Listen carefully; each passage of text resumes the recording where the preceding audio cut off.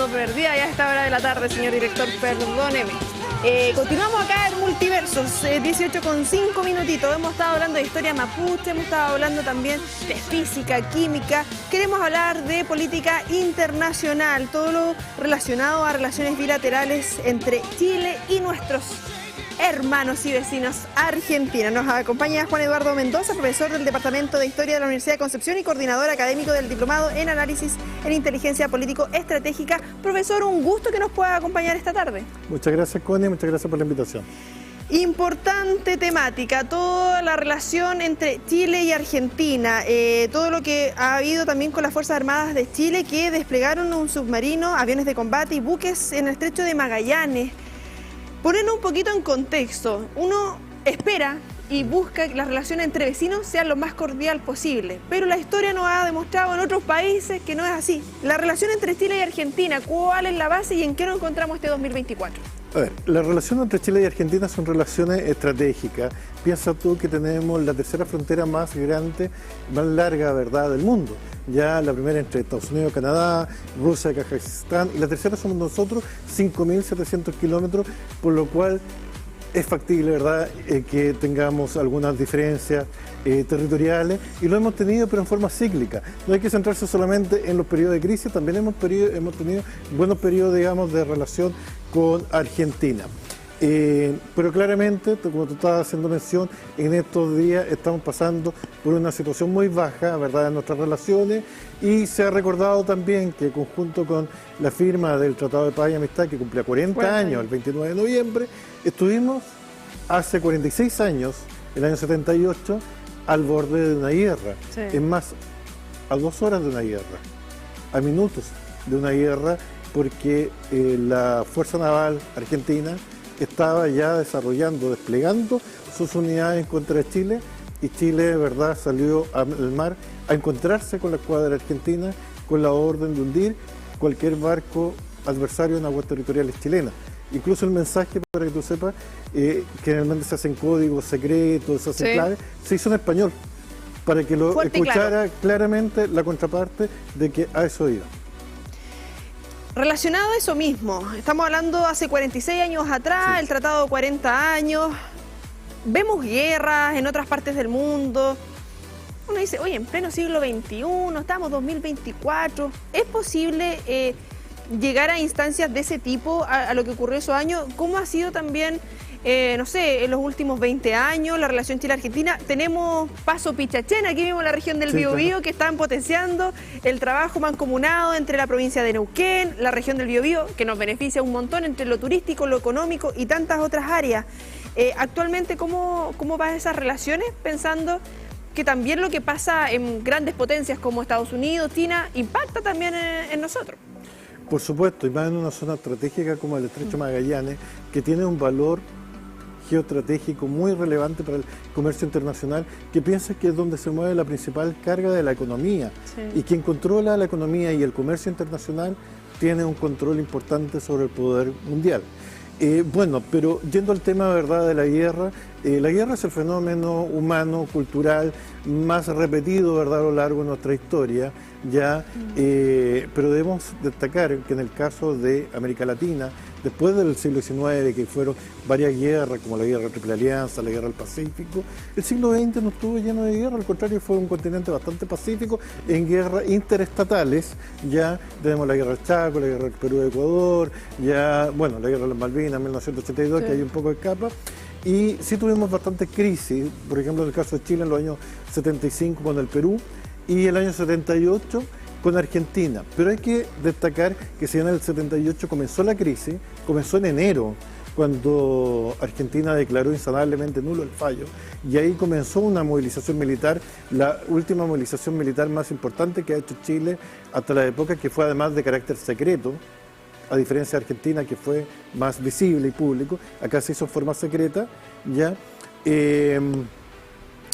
Estuvimos, ¿verdad?, en esa situación al borde de la guerra, y por lo mismo te diría que este año, con los 40 años, hubiera sido hacia el mundo un ejemplo, porque este arreglo, esta solución de pacífica a la controversia entre Chile y Argentina, que no haber llegado a la guerra, ¿ya?, y que fue posible gracias a la mediación papal, ya como dijo el cardenal Zamoré, veo una lucecita en el fondo del túnel. O sea, era muy leve la esperanza, pero se fue incrementando hasta que se firmó la paz el año 1984. Hubiera sido un bonito ejemplo del resto del mundo, lo que está pasando en Rusia, en Ucrania, en Medio Oriente. Por tanto, hasta esta convocatoria que hace el Papa de recordar estos 40 años, como antes lo había hecho Benedicto XVI, sí, con la presidenta Bachelet y Cristina Kirchner, que se lo hayan farreado a los dos presidentes que no hayan asistido, porque ambos estaban convocados a esta reunión. Y finalmente, como tú sabes, fue nuestro canciller y no fue el canciller argentino, lo cual claramente en diplomacia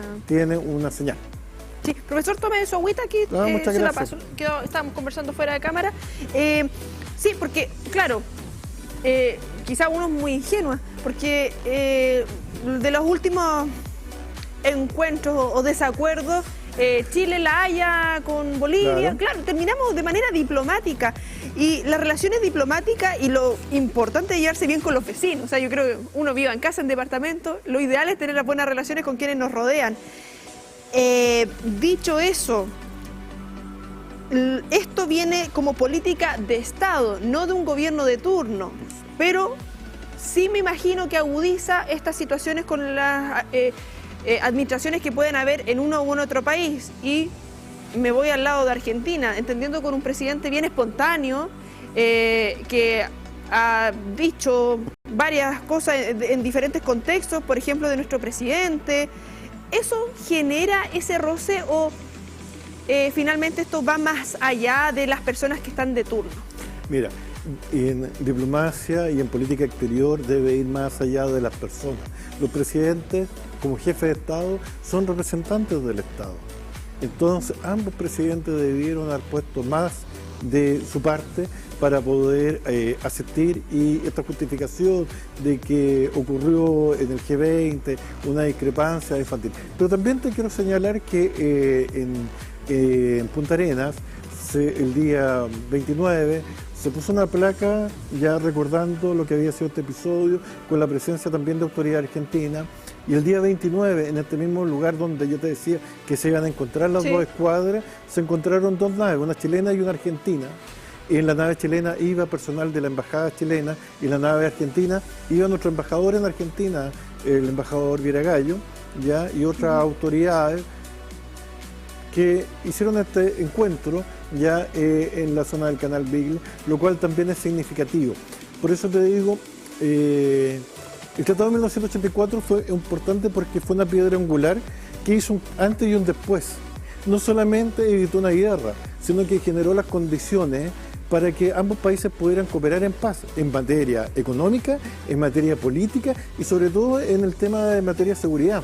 Entonces, se creó la Compersec el año 95, que es el Comité Permanente de Seguridad y Defensa, en que las autoridades chilenas y argentinas se reunían después en una reunión 2+2. El ministro de Relaciones Exteriores y la ministra de Defensa, quien sea el cargo, de ambos países, ¿ya? Y después una reunión al alto nivel de los presidentes. Y todo eso con una agenda, ¿ya?, de varias reuniones que se sostenía a nivel de Estado Mayor de ambas fuerzas, de la Fuerza Armada, del Estado Mayor de la Defensa Nacional de aquel entonces. Ya ahí vemos al general Arancibia, que fue jefe del Estado Mayor General del Ejército. En estas reuniones se avanzó, por ejemplo, en crear una unidad chileno-argentina, que es Cruz del Sur, que está disponible a Naciones Unidas para participar en la intervención en misiones de paz, tal como la Brigada Nórdica que existe. Se crearon ejercicios conjuntos frente a desastres naturales, frente a una serie de crisis que se podían generar entre ambos países. Se generó en la Antártida una patrulla binacional, un refugio conjunto que se llama Abrazo Maipú. Entonces, hay que destacar que gracias al Tratado de 1984, sobre todo en la década de los 90, se realizaron una serie de mecanismos y de acciones que profundizaron nuestras relaciones. E incluso de los 24 hitos que eran conflictivos a nivel fronterizo, se resolvieron 22. El año 91, con el presidente Erwin, quedó pendiente el de Laguna Desierto, que se resolvió en nuestra contra, y después está el de Campo de Hielo Sur, que todavía, pese a un acuerdo que iba al año 94, 98 después, hay un sector B entre el Cerro Murallón ya y el monte Dubái, se genera ahí un punto de disyuntiva frente a los dos países. Entonces hay que reconocer también los avances que se han realizado por parte de ambos estados. Sí, acá estaba viendo desde el Ministerio de Relaciones Exteriores las palabras del canciller chileno. El ejemplo de Chile y Argentina destaca como una prueba de que cuando la voluntad existe, la paz es posible. A raíz de todo lo que se realizó en esta ceremonia conmemorativa de los 40 años del Tratado de Paz y Amistad entre Chile y Argentina, ofrecida por el Papa Francisco. En estos momentos, militarmente, recuerdo todo lo que se generó cuando Argentina instaló los paneles solares. Y que claro, uno si lo ve en buen chileno es como, oye, estás invadiendo mi territorio. Han habido ciertas situaciones que agudizan conflictos, posibles conflictos. ¿Cómo se ha manejado también lo que ha ocurrido en el último tiempo? Pensando que también la estrecha relación no es solamente física, como tal, geográfica. Hay el tema económico, hay tema turístico, todo lo que nos conlleva obviamente tener un país de la envergadura como Argentina y viceversa. O sea, los dos tenemos una relevancia importante en Sudamérica, lo hemos analizado en otros programas. Chile está muy bien posicionado en diversas temáticas, entendemos también la crisis que está viviendo Argentina. ¿Cómo se ha llevado también en los últimos sucesos en materia diplomática, en materia de relaciones internacionales, pero también dentro de esta cotidianidad? Porque si bien hay como cierta rencilla, no sé, chileno-argentino, chilenos-peruanos, pero queda más allá de los partidos de fútbol y algo de lo coloquial. Todo lo que ocurre en esa zona, como ya dijimos que era una zona estratégica, tiene una repercusión en los intereses geopolíticos de Chile y Argentina con el territorio antártico. Sí. ¿Ya? Y con el control de los pasos bioceánicos. Tú sabes que Chile controla los 3 pasos bioceánicos, el canal del Beagle, el mar de Drake y el estrecho de Magallanes. El estrecho de Magallanes es del Tratado de 1881 y el Tratado de Paz de Amistad de 1984 lo ratifica. Dice, incluso precisa, ¿verdad?, cuál es la boca oriental y ese es control de Chile. Sí. Donde ocurrió este problema con esta cabina de control y vigilancia que Argentina establece ya en su territorio y donde colocan los paneles. Primero, lo que vemos ahí es que Argentina tiene una aspiración de señalar que es co-administrador o que co-controla un territorio que no le pertenece. Entonces, partamos de la base que esa estación, que se llama de control y vigilancia, ya parte por el nombre mal, porque ellos no tienen que controlar ni vigilar nada, porque cualquier barco que ingrese al estrecho de Magallanes, tú sabes, que ahí sube un piloto chileno que generalmente es un oficial en retiro de la Armada de Chile, sí, que lo escolta y lo guía. Sí. Por tanto, Argentina tiene que reconocer que, verdad, lo que aparece en el papel, que es eso.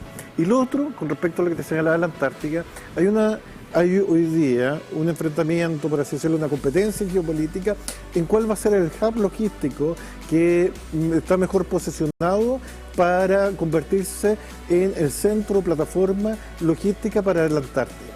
Y en ese sentido, las Falkland, ¿verdad?, Argentina, de las Malvinas, ¿verdad?, es un puerto importante, y acá en el continente, Punta Arenas, Ushuaia y Puerto William, ¿ya? Entonces ahí lo que se ha hablado por parte de las inversiones chinas en Santa Cruz, sí, ampliar el puerto de Ushuaia. También acá hemos escuchado, ¿verdad?, que Estados Unidos está interesado, además de señalar y ratificar nuestra soberanía, que eso es obvio, pero que simplemente es un apoyo ya, que está bien.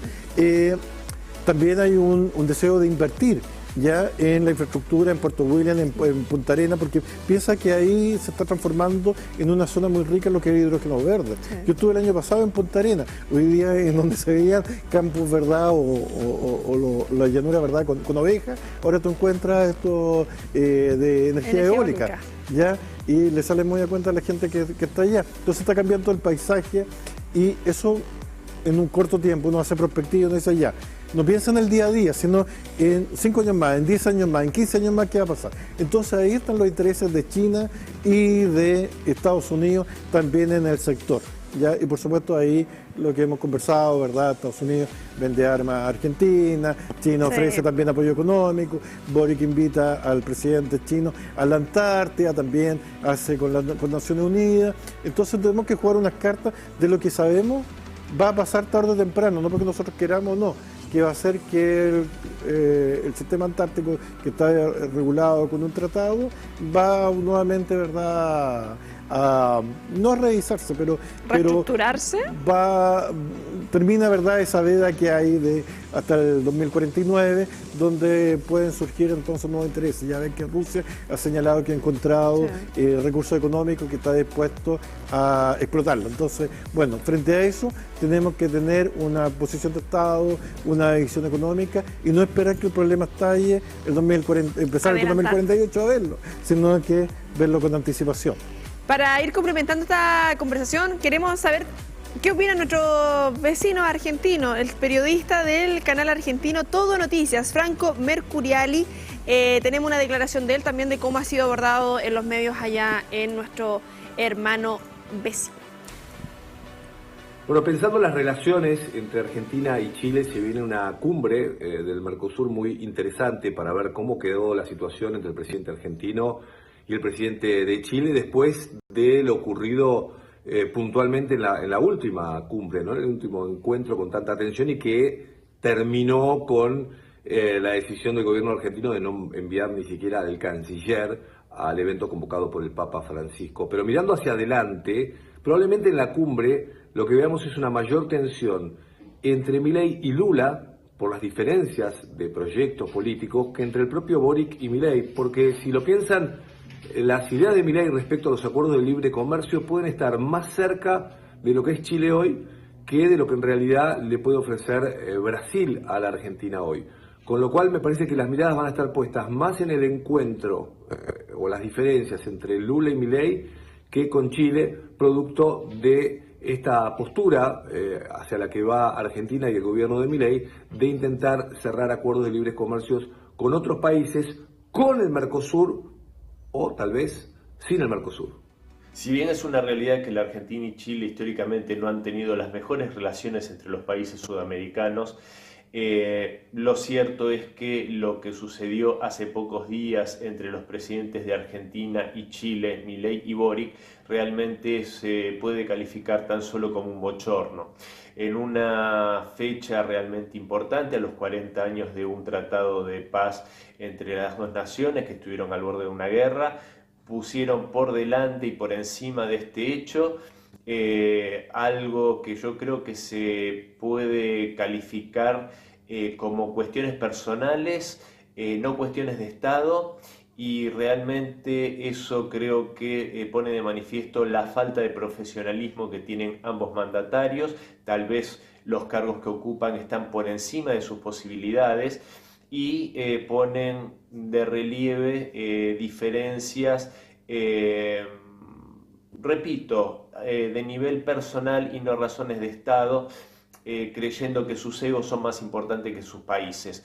Creo que a pesar de esto, a pesar de esas diferencias personales por las que se pelean como dos niños caprichosos, generando un desaire incluso a la Santa Sede y al Papa Francisco, creo que en el fondo tiene más similitudes que diferencias, a pesar de lo que ellos mismos pueden creer, y me estoy refiriendo específicamente al campo de la geopolítica, en el cual ambos mandatarios siempre están muy dispuestos, a mi modo de ver, a seguir las directrices que dicta Washington y la Casa Blanca.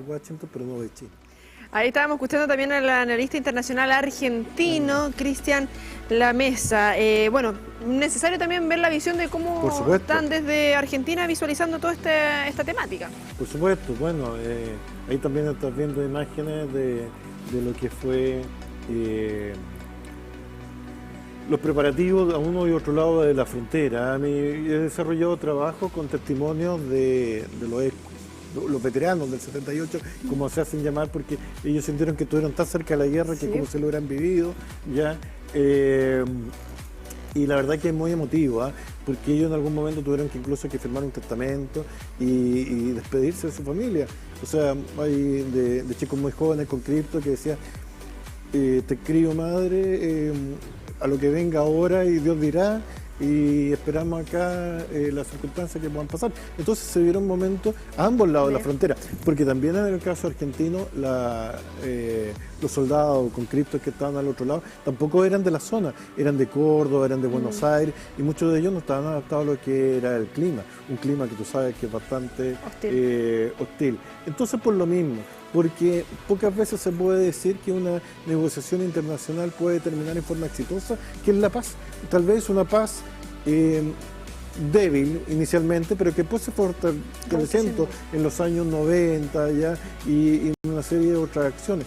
Pero por lo mismo, ¿verdad? Los presidentes debieron haber tenido este gesto darle más importancia. de dejar a un lado estas diferencias ideológicas por los intereses, digamos, de la nación. Porque en el fondo no es tanto un desaire al Papa, es un desaire a los pueblos.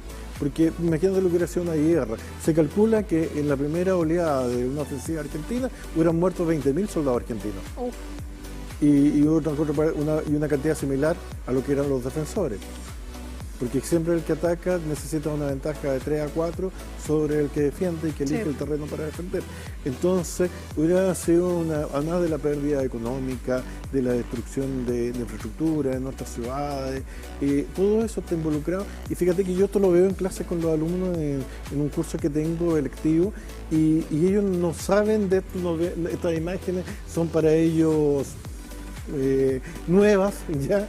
Y en cierta forma muchos se emocionan también al ver la situación tan crítica que se vivió en aquellos momentos. Y hace tan poco tiempo. Y hace tan poco, o sea, hace 46%, todavía están vivos la gente que lo vivió, mucha gente que desinteresadamente, por ejemplo, a los camioneros les requisaron los camiones y los mismos camioneros dijeron ya, pero yo los conduzco, y se vistieron de militares y se enrolaron como choferes del ejército, y así, o ganaderos, gente del pueblo. Leíamos un texto sobre lo que había sucedido en Natales, que es un pueblito muy chiquitito, a 15 kilómetros de la frontera. Entonces estaba la gente en la defensa y atrás estaba directamente su familia, su esposa, sus hijos, toda la gente conocía. Sí. Entonces hay hechos como bastante emotivos, digamos, en esto, que vale la pena traerlo a la memoria colectiva, recordar. Acá mismo en Concepción, si bien estaba lejos del conflicto, pero fue toda la movilización a nivel nacional, la fuerza de acá se empleó en Tierra del Fuego, fundamentalmente en Manantiales, y otro sector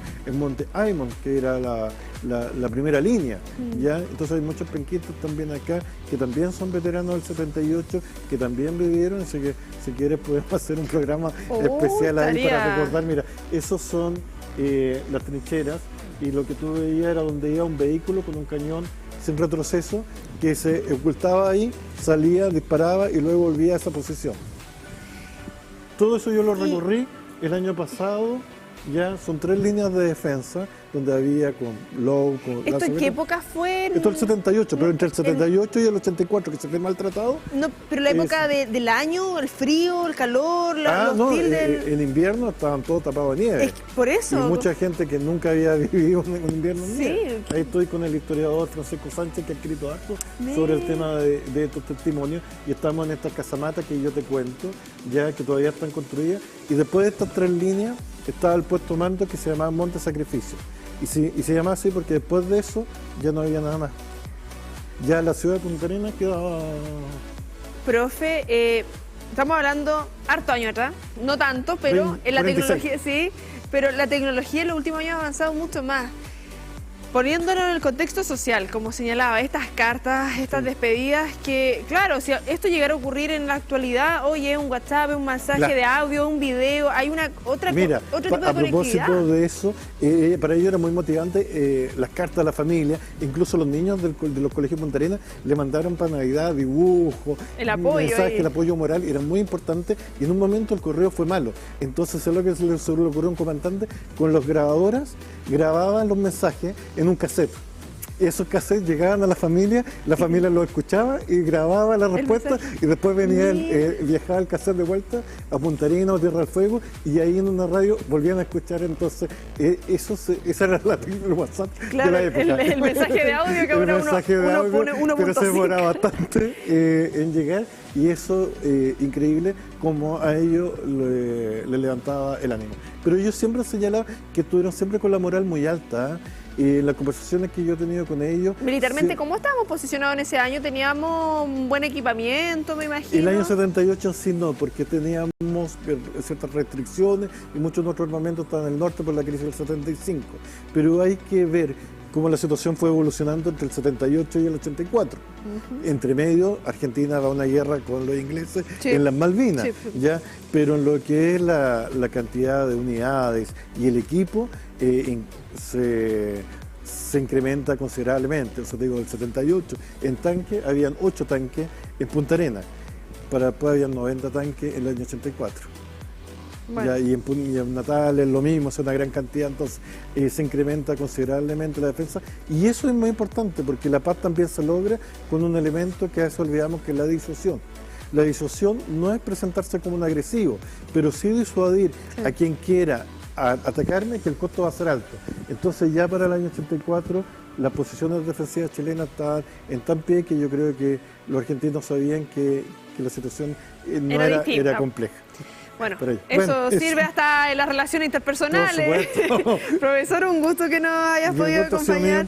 Nos estamos viendo prontamente. Acá todas las relaciones entre Chile y Argentina, para que los puedan compartir, importante ponernos un poquito también en el contexto histórico de estas temáticas, no solamente lo futbolístico entre Chile y Argentina. No, todo, por supuesto, es parte de la historia. Que estén muy bien. Nosotros nos separamos. Última pausa. 18:31. Vamos, y a la vuelta ya estaremos detallando también las informaciones, adelanto lo que se viene en la edición central de TV1 Noticias.